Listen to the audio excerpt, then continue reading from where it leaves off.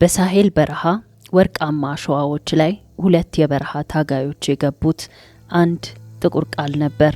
ያ ቃል ኪዳን በደም የተፈረመ በክህደት የታሸገና ለትውልድ እንቆቅልሽ ሆኖ የቀረ የሚስጥር ጋብቻ ነው። ያኔ በዋሻ ውስጥ በሹክሹክታ የተነገረው ቃል ዛሬ ያንድን ሀገር እጣ ፋንታ ይወስናል ወይም ትልቅ ዋጋ ያስከፍላል ብሎ የጠበቀ አልነበረም። እንደ ኢትዮጵያውያን አቆጣጠር በ1983 ዓመተ ምህረት መጀመሪያ ላይ ደርግ በሁለት አቅጣጫ በሚወረወሩ ጦሮች ተከቧል። በአንድ በኩል ሻዕቢያ ምጽዋን ተቆጣጥሮ አሰብን ለማንቀጥቀጥ ይተጋል። በሌላ በኩል ህወሓት ከመሃል ሀገር ወደ አዲስ አበባ ይገሰግሳል። መንግስቱ ግን ተስፋ አልቆረጡም ነበር። ኮሎኔሉ የኢትዮጵያ ባህር ኃይልንና አየር ኃይልን ተጠቅመው ኦፕሬሽን አባይ ሰገድ የተባለ ታላቅ ወታደራዊ ዘመቻ ከፈቱ። ዓላማው አሰብን ከኢትዮጵያ ጋር የሚያገናኘውን መስመር ማጽዳትና ኤርትራን ከኢትዮጵያ ላለመነጠል የሚደረግ የሞት ሽረት ትግል ነበር። ነገር ግን በሰራዊቱ ውስጥ የነበረው የጄኔራሎቹ መከዳዳትና የሎጂስቲክስ መቋረጥ የአገሪቱን የመጨረሻ መከላከያ አዳከመው። መንግስቱ በሐረሪ ሆነው ሲጽፉ እንዲህ ይላሉ። አገሪቱ የተሸነፈችው በጠላት ብርታት ሳይሆን በውስጥ ባንዳዎች ክህደት ነው። ሀገር ትሸጣለች የሚለው የመንግስቱ ኃይለ ማርያም የቁጭት ጩኸት ዝም ብሎ የመሪ ዛቻ አልነበረም። ዛሬ ያንን የበረሃ አሸዋ የሸፈነውን ታሪክ እንቆፍረዋለን። ካድሬዎቹ በሚያምር የዲሞክራሲ ወረቀት የጠቀለሉትን የክህደት መርዝ ደረጃ በደረጃ እንፈትሻለን። በሳሄል በረሃ ድንጋያማ አሸዋዎች ውስጥ በ1970ዎቹ አጋማሽ ላይ ህወሓት ገና በረሃ ያለች፣ በወቅቱ ጠንካራ የነበረው ሻዕቢያ እንደ አሳዳጊና አሰልጣኝ ሆኖ ቀረባት። ነገር ግን ይህ አጋርነት የርዕዮተ ዓለም ሳይሆን የጥቅም ጋብቻ ነበር። የቀድሞ መሪ መለስ ዜናዊና የኤርትራው ኢሳያስ አፈወርቄ በሚስጥር ተቀመጡ። ሻዕቢያ አንድ ፍላጎት ነበረው፣ ኤርትራን መገንጠል። ነገር ግን ኤርትራ ስትገነጠል ኢትዮጵያ በባህር ኃይሏና በጀግና ሰራዊቶቿ ተጠቅማ እንዳታጠቃው ሰጋ። ለዚህም ነው በኢትዮጵያ ውስጥ የራሱን ፍላጎት የሚያስፈጽም ኃይል ያስፈለገው። ህወሓት መሳሪያና ስልጠና ለማግኘት የሻዕቢያ እግር ስር ወደቀ። ኢሳያስ አፈወርቄ የሰጠው ዋጋ ግን ከባድ ነበር። እርዳታ ከፈለጋችሁ ኤርትራ የኢትዮጵያ ቅኝ ግዛት መሆኗንና አሰብን ጨምሮ ልትገነጠል እንደሚገባት ፈርሙ አላቸው። የቀድሞ መሪ መለስ ዜናዊና አቦይ ስብሃት ነጋ ለስልጣን ጥማት ሲሉ የአገሪቱን የባህር በር ሉዓላዊነት በሳሄል በረሃ ለነፍስ ወከፍ መሳሪያ መለወጫ አደረጉት። የኢትዮጵያ የቁልቁለት ጉዞ በዚያን ዕለት በበረሃው አሸዋ ላይ ተረቀቀ። ነገር ግን በዚህ የጥፋት ጋብቻ ውስጥ አይሆንም ያሉ ጀግኖች ነበሩ። ተክሉ ሐዋዝና በዝብዝ ገብረመድህን። እነዚህ ታጋዮች የኢትዮጵያን አንድነትና የአሰብን ታሪካዊ ባለቤትነት ያነሱ የቁርጥ ቀን ልጆች ነበሩ። መሪዎቹ ግን ሚስጥራቸው እንዲወጣ አልፈለጉም። ገና በረሃ ላይ ያሉ ሀገር የሚለውን ቃል የሚያነሱትን ጀግኖች ጽዳት ጀመሩ። ገዳዮቹ የውጭ ጠላቶች ሳይሆኑ አብረዋቸው ሀገርን ነፃ እናወጣለን ብለው ቃል የገቡት የዛሬዎቹ ካድሬዎች ነበሩ። አዲስ አበባ ላይ የደርግ መንግስት የመጨረሻው የህልውና ትግል ላይ ነበር። ኮሎኔል መንግስቱ ኃይለ ማርያም ሀገር እንደምትሸጥ ተረድተዋል። ለዚህም ነው ኦፕሬሽን አባይ ሰገድ የተባለውን ግዙፍ ወታደራዊ ዘመቻ ያወጁት። ሰራዊቱ ግን በውስጥ ካድሬዎች ክህደት ተከፋፈለ። መንግስቱ ሀገር ትሸጣለች ብለው የጮሁት ጩኸት በበረሃው ቃል ኪዳን ተዋጠ።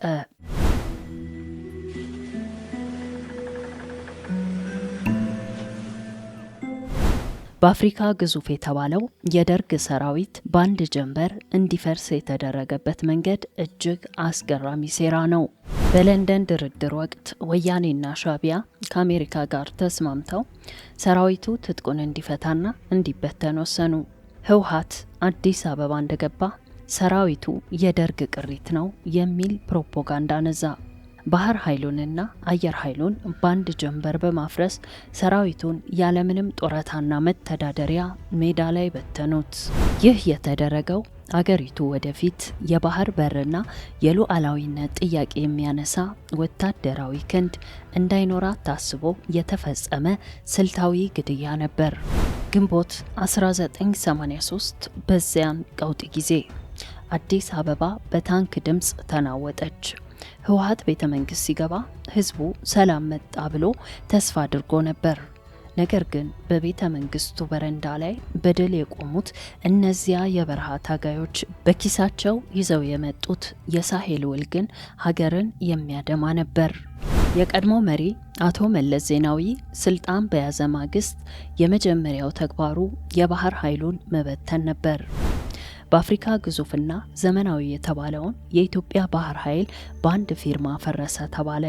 ጀግኖች የባህር ኃይል መኮንኖች መርከቦቻቸውን ይዘው ወደ የመን ሲሸሹ እንባቸው ባይናቸው እየፈሰሰ ሀገር ተሸጠች ብለው አሰሙ። ካድሬዎቹ ግን የሌላ ሀገር ሉዓላዊነት አንነካም እያሉ ይሳለቁ ነበር። ህወሓት ስልጣን ላይ ከወጣ በኋላ የኢትዮጵያን ህዝብ ጭንቅላት ለመቀየር ትልቅ የፕሮፓጋንዳ ማሽን ዘረጉ።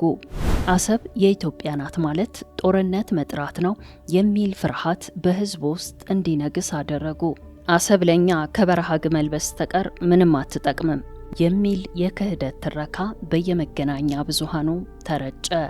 የኢትዮጵያን የ3000 ዘመን ታሪክ የ100 ዓመት ታሪክ ብቻ አስመስለው በማቅረብ ወጣቱ ትውልድ ስለ ሀገሩ ባንዲራና ሉዓላዊነት እንዳይቆረቆር ይልቁንም በብሔር እንዲቧደን አደረጉት። የህዝቡን የጋራ ማንነት በመስበር አገርን ያለ ባህር በር ማስቀረት እንደ ድል እንዲቆጠር አደረጉ። ነገር ግን ይህ ሁሉ ክህደትና ፕሮፓጋንዳ ህዝቡ እንዳያስተውል የጭንቅላት እጥበት ስራ መጀመሩ ነበር። እንደ በረከት ስምዖን ያሉ የፕሮፓጋንዳ ጌቶች ህዝቡ ስለ ሀገር ሽያጭ እንዳያስብ በዘርና በጎሳ እንዲከፋፈል አደረጉት። አማራው ጨቋኝ ነው፣ ኦሮሞ ተገፍቷል የሚሉ ትርክቶችን በመፍጠር ህዝቡ እርስ በርስ እንዲጠራጠር አደረጉ። በስተጀርባ ግን እነሱ የሀገርን ሀብትና መሬት ለባዕዳን እየቸበቸቡ ነበር። በረሃ ያለ ሱዳን ለሰጠችው የወታደራዊ መተላለፊያና የመሳሪያ ድጋፍ ምትክ የኢትዮጵያን ለም መሬት ለሱዳን ለመስጠት ቃል ገብቶ ነበር። ስልጣን በያዙ ማግስት መለስ ዜናዊና አባይ ፀሐዬ በሚስጥር ወደ ካርቱም አቀኑ። የፋሽካ መሬት የሚባለውንና ለዘመናት የኢትዮጵያ አርሶ አደሮች ሲያርሱት የነበረውን እጅግ ለም መሬት የሱዳን ግዛት ነው ብለው ፈረሙ። የኢትዮጵያ ገበሬዎች ከቤት ንብረታቸው ሲፈናቀሉ ህወሓቶች መሬቱ የሱዳን ነው ብለው ምስክር ቆሙ። ይህ ሁሉ የተደረገው በበረሃ ትግል ወቅት ሱዳን ላደረገችላቸው ድጋፍ እንደ ውለታ መመለሻ ነበር። የኢትዮጵያን ዳር ድንበር ለገዛ ስልጣናቸው መደላደያ ተጠቀሙበት። የገበሬዎቹ እንባና የሀገሪቱ ክብር በህወሓት ፊርማ ተሸጠ። ይህ ሁሉ ስምምነት ለህዝብ ይፋ ሳይደረግ ለዓመታት ተደበቀ። ኮሎኔል መንግስቱ ከሐረሬ በጻፉት ደብዳቤ አንድ ሉዓላዊ መንግስት ለባዕድ አገር መሬት ቆርጦ ሲሰጥ በታሪክ ታይቶ አይታወቅም። ይህ አገርን የመሸጥ ተግባር ካልሆነ ምን ሊባል ይችላል? መረጃዎች እንደሚጠቁሙት በ1990 ዓ.ም በሁለቱ የበረሃ ጓደኛሞች የቀድሞ መለስ ዜናዊና የኤርትራው ኢሳያስ አፈወርቂ መካከል የተደረገው ጦርነት ኢህአዴግ ለኢትዮጵያ ህዝብ ያዘጋጀው ሌላው ታላቅ ድራማ እንደነበር ነው። ህወሓት ከስልጣን ዋዜማ ጀምሮ እያካሄደ ለነበረው ክህደት ህዝቡ ከዳተኞች የሚል ስም ሰጥቷቸው ነበር። ይህንን ስም ለማጠብ ባድመ ላይ የሀገር ፍቅር ስሜት ቀሰቀሱ። በረከት ስምዖን የፕሮፓጋንዳ ማሽኑን አስነስቶ እስከ ትናንትናው ባንዲራ ጨርቅ ነው ሲሉ የነበሩት ካድሬዎች ዛሬ ላይ ሉዓላዊነት ወይም ሞት ብለው ተነሱ። መረጃዎች እንደሚጠቁሙት ከ80 ሺህ በላይ የኢትዮጵያ ወጣቶች ሉዓላዊነት ወይም ሞት ተብለው ወደ እሳት ተማገዱ። ሰራዊቱ በጀግንነት ተዋግቶ ባድመንና አካባቢዋን ተቆጣጠረ። የአስመራ መንግስት መውደቂያው ሲቃረብ ግን የአልጀርሱ ክህደት መለስ ዜናዊና ጦሩን አቆመ። ዓለም አቀፍ የድንበር ኮሚሽን እንዲቋቋም ፈቀደ። በውሉም ላይ ኮሚሽኑ የሚሰጠውን ማንኛውንም ውሳኔ ያለምንም ቅድመ ሁኔታ እቀበላለሁ የሚል የሞት ፊርማ አኖረ። በ2002 ኮሚሽኑ ባድመ የኤርትራ ናት ብሎ ወሰነ። አቶ ስዩም መስፍን ግን አዲስ አበባ ላይ ቆሞ ባድመ ለኢትዮጵያ ተፈረደላት ብሎ ለታሪክ የማይማር ውሸት ዋሸ። ኢትዮጵያ በጦር ሜዳ የገበረችው ደምና አጥንት በአልጀርስ የስምምነት ጠረጴዛ ላይ ዋጋ ቢስ ሆነ። እውነቱ ሲታወቅ ግን ድንጋይ ላለበት መሬት ጦርነት አንገባም በማለት የብዙ ሺህ ወታደሮችን ደም አረከሱት። ህዝቡ ግራ ገባው። አሰብን ለሰጠ ሰው ባድመ ምንድነው ብሎ ጠየቀ። እውነቱ ግን ጥሉ የድንበር አልነበረም። ጦርነቱ የኢኮኖሚ የበላይነት ፍለጋ ነበር። የኤርትራው መሪ ኢትዮጵያን እንደ መገበያያ ሊጠቀምባት ሲሞክር፣ አቶ መለስ ዜናዊ ደግሞ ራሴን ችያለሁ በማለቱ የተፈጠረ የጌቶች ጸብ እንጂ ስለ ባድመ መሬት ወይም ስለ ኢትዮጵያ ህዝብ ተቆርቆረው አልነበረም። ሰራዊቱ በጀግንነት ባድመን ተቆጣጥሮ ወደ አሰብ እያመራ ሳለ መለስ ዜናዊ ቁም የሚል ትዕዛዝ አስተላለፈ። ጀግና መኮንኖች በቁጭት አለቀሱ። አሰብን የማስመለስ ወርቃማ ዕድል በካድሬዎቹ የበረሃ ውል ምክንያት እንዲመክን ተደረገ። ለዓመታት ሲነገር የነበረው ትረካ ህወሓት ነፃ አውጪ፣ ደርግ ደግሞ ነፍሰ ገዳይ ተደርጎ ነው። ህወሓት ስልጣን ለመያዝ የሄደበት መንገድ በራሱ ሰዎችና በኢትዮጵያ ምርጥ ልጆች ደም የታጠበ ነው። ህወሓቶች ገና በረሃ ያሉ ከነሱ የተለየ ሐሳብ ያላቸውንና የኢትዮጵያን አንድነት የደገፉ የራሱን መስራቾችና ከፍተኛ አመራሮች በሚስጥር ረሽኗል። ተክሉ ሐዋስ የወያኔ መስራችና ታዋቂ ወታደራዊ መሪ ነበር። ነገር ግን ከሻዕቢያ ጋር ለሚደረገው ጥገኝነት ለአገር መከፋፈል ስጋት ስላሳደረ በሚስጥር እንዲገደል ተደረገ። አረጋዊ በርሄና ግዳይ ዘርአጽዮን እነዚህ መሪዎች ድርጅቱ ወደ አምባገነንነትና ወደ መገንጠል እያመራ መሆኑን በመቃወማቸው ለሞት ተፈርዶባቸው በስደት ለመትረፍ ችለዋል። የጄኔራል ሀየሎም አርአያ ግድያ። ብዙዎች እንደሚሉት የጄኔራል ሀየሎም አርአያ ግድያ በኢትዮጵያ ዘመናዊ ታሪክ ውስጥ ካሉት እጅግ ሚስጥራዊና አነጋጋሪ ኩነቶች አንዱ ነው። ጄኔራል ሀየሎም በበረሃ ትግል ወቅት የነበረው ጀግንነትና ወታደራዊ ስልት የማይበገረው ጄኔራል የሚል ስም አትርፎለት ነበር። ነገር ግን አዲስ አበባ ከገባ በኋላ የተከተለው አካሄድ ከካድሬዎቹ ጋር አላስማማለው።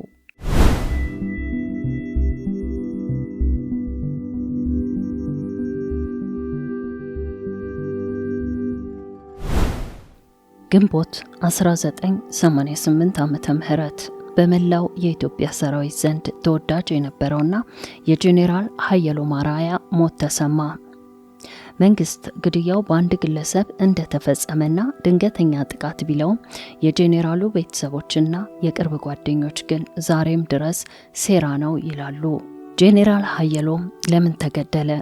ህወሓቶች ሀየሎም አርአያን እንደ ስጋት ማየት የጀመሩበት በሶስት ዋና ዋና ምክንያቶች ነበር። ጄኔራል ሀየሎም ኢትዮጵያ ያለ ባህር በር መቅረት የለባትም የሚል ጽኑ አቋም ነበረው። በበረሃ ጓደኝነታቸው አሰብን ለኤርትራ የሸጡት እነ መለስ ዜናዊ ይህ የሀየሎም አርአያ አቋም ለዲፕሎማሲያቸው ደንቃራ እንደሚሆንባቸው አውቀውት ነበር። ጄኔራል ሀየሎም ከሻዕቢያ ጋር የተደረገውን ሚስጥራዊ ስምምነት በግልጽ ይቃወም ነበር። አሰብ የኢትዮጵያ ነች፣ ያለ ባህር በር የምትቀር ኢትዮጵያ የለችም ብሎ በከፍተኛ አመራሮች ስብሰባ ላይ መለስ ዜናዊን የተጋፈጠ ብቸኛው ጄኔራል ነበር። የትግራይ ተወላጅ ቢሆንም በልቡ ግን ከብሔር የዘለለ አገራዊ ፍቅር ነበረው። ሰራዊቱ የአንድ ድርጅት ሳይሆን የኢትዮጵያ መሆን አለበት የሚለው አቋሙ ለህወሓት መሪዎች ክህደት ነበር። ሀየሎም በሰራዊቱ ውስጥ ያለው ተቀባይነት ከማንኛውም የፖለቲካ መሪ በላይ ነበር። ህወሓቶች ሰራዊቱ ለግለሰብ እንጂ ለድርጅታቸው ታማኝ እንደማይሆን ፈርተው ነበር። ሻዕቢያ በአዲስ አበባ ቤተ መንግስት እንደ ልቡ ሲፈነጭ፣ ሀየሎም ግን የአገር ሉዓላዊነት ተደፍሯል በማለት ሻዕቢያን ይሟገት ነበር። ጄኔራል ሀየሎም አዲስ አበባ ከገባ በኋላ የህወሓትን የሀብት ዘረፋና የበረሃ ጓደኝነት ለግል ጥቅም መዋሉን በግልጽ ይተች ነበር።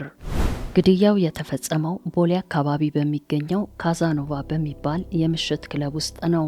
ጀማል ያሲን የተባለ የኤርትራ ዜግነት ያለው ግለሰብ እንደሆነ ተነገረ።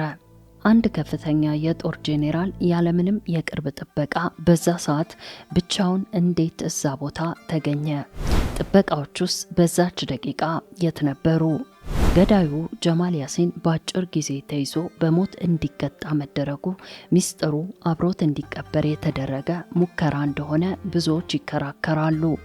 ጄኔራል ሀየሎም ከመሞቱ ቀደም ብሎ ከአንድ የውጭ ሀገር ጋዜጠኛ ጋር ባደረገው ቆይታ እኛ የመጣ ነው ሀገር ለማልማት እንጂ ለኤርትራ ጥቅም ለመቆም አይደለም ማለቱ በህወሓት ዘንድ እንደ ክህደት ተቆጥሮበት ነበር።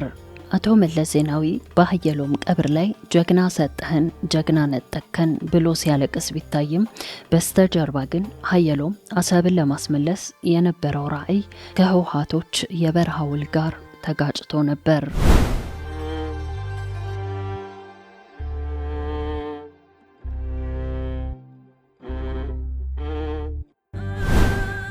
የህወሓት ካድሬዎች ሀየሎምን ብቻ አይደለም የረሸኑት። በዲሞክራሲ ስም ስልጣን ላይ ከወጡ በኋላ የሀገር ፍቅር ስሜት ያለባቸው መሪዎች አንድ ባንድ ቀጠፏቸው። ጄኔራል አመንተ ሽፈራው የኢትዮጵያ አየር ኃይል ዋና አዛዥ የነበረው ጄኔራል አመንተ ሽፈራው በባድመ ጦርነት ወቅት አየር ኃይሉ የኤርትራን ስትራቴጂያዊ ቦታዎች እንዲያደግ ትልቅ ስራ ሰርቷል። አመንተ አሰብን የማስመለስ ከፍተኛ ፍላጎት ነበረው። ሆኖም ግን ጦርነቱ እንዳበቃ በሚስጥራዊ ሁኔታ በመኪና አደጋ ህይወቱ እንዲያልፍ ተደረገ። የቅርብ ጓደኞቹ አደጋው ሆን ብሎ የተዘጋጀ ሴራ ነው ይላሉ። ለምን? ምክንያቱም አመንተ የህወሓትን አትተኩሱ ትዕዛዝ ይቃወም ነበር። ዶክተር አብድልመጂድ ሁሴን አብድልመጂድ ሁሴን የኢትዮጵያ የትራንስፖርት መገናኛ ሚኒስቴርና የዩኤን አምባሳደር ነበሩ። እንደዚሁም በዓለም አቀፍ መድረክ ስለ ኢትዮጵያ መብት የሚከራከሩ ብልህ ሰው። በ1980ዎቹ አጋማሽ አዲስ አበባ መሃል በሚኒስቴር መስሪያ ቤታቸው በታጠቁ ሰዎች ጥቃት ደረሰባቸው። ከጥቃቱ ቢተርፉም በኋላ ላይ ግን በሕክምና ስር ውጭ ሀገር እያሉ ህይወታቸው እንዲያልፍ ተደረገ። ዶክተር አብድልመጂድ የሱዳን ድንበርና የአሰብ ጉዳይ በዝምታ መታለፍ የለበትም ብለው መከራከር በመጀመራቸው ከህወሓት ካድሬዎች ጋር ተጋጭተው ነበር።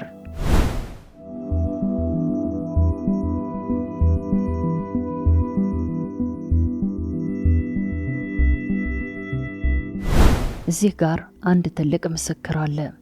ጄኔራል አሳምነው ጽጌ በባድመ ጦርነት ወቅት ሻቢያን አንቀጥቅጦ የነበረ ጀግና ነው። ነገር ግን ጦርነቱ እንዳበቃ ለምን አሰብን ሳንይዝ ተመለስን፣ ለምን የሰራዊቱ ደም በከንቱ ፈሰሰ ብሎ መለስ ዜናዊን ፊት ለፊት ተጋፈጠው። ካድሬዎቹ ወዲያውኑ መንግስት ለመገልበጥ አሲሯል በሚል የፈጠራ ክስ ለ9 ዓመታት በጨለማ ስር ውስጥ ዘጉት።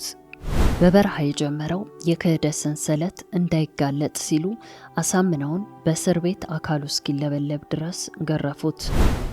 ዛሬ ላይ የደረሰበት ፍጻሜ ምንም ይሁን ምን የ9 ዓመታት ስቃዩ የህወሓትን የበቀልተኝነትና የክህደት ጥግ የሚያሳይ ነበር። የኢትዮጵያ ነጻ ጋዜጠኛና የህግ ባለሙያ በ1980ዎቹ አጋማሽ አዲስ አበባ መሃል በህወሓት ትዕዛዝ በገጀራ ታርዶ ተገደለ። ምክንያቱ ደግሞ የአሰብና የኤርትራን ሚስጥራዊ ስምምነት በጋዜጣው እያጋለጠ ስለነበር ነው።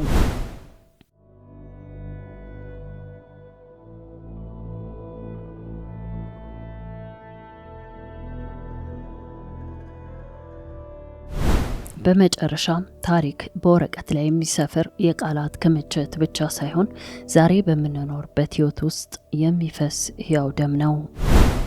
በሳሄል በረሃ የተጀመረውና በለንደን ድርድር የተቋጨው የአሰብ ሽያጭ፣ በካዛኖቫ ምሽት ክለብ ደጃፍ የፈሰሰው የጄኔራል ሀየሎም አርአያ ደም፣ በፋሽካ ለም መሬቶች ላይ የታየው ክህደትና በባድመ ተራሮች ላይ የረገፈው የብዙ ሺህ ወጣቶች አጥንት፣ ሁሉም የሚነግሩን አንድ መራር እውነት አለ። አገር የምትጠፋው በጠላት ብርታት ብቻ ሳይሆን በልጆቿ ክህደትና በህዝቧ መዘናጋትም ጭምር መሆኑን ነው።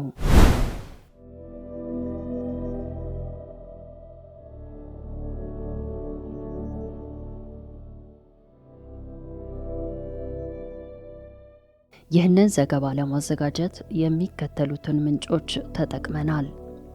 የመለስ ዜናዊ አምባገነንነትና የህወሓት ጉዞ ከገብሩ አስራት፣ የበረሃው ጉዞ ከአረጋዊ በርሄ፣ ያልተመለሰ ዕዳ ጄኔራል ጻድቃን ገብረትንሳኤ፣ የኮሎኔል መንግስቱ ኃይለማርያም የሐረሪ ንግግሮች፣ የአቶ ስዩም መስፍን የባድመ ድል የሐሰት መግለጫዎች፣ የጄኔራል አሳምነው ጽጌ ቃለ መጠይቆች በ2010፣ የአልጀርስ ስምምነትና የኢትዮ ሱዳን የድንበር ኮሚቴ ሪፖርቶች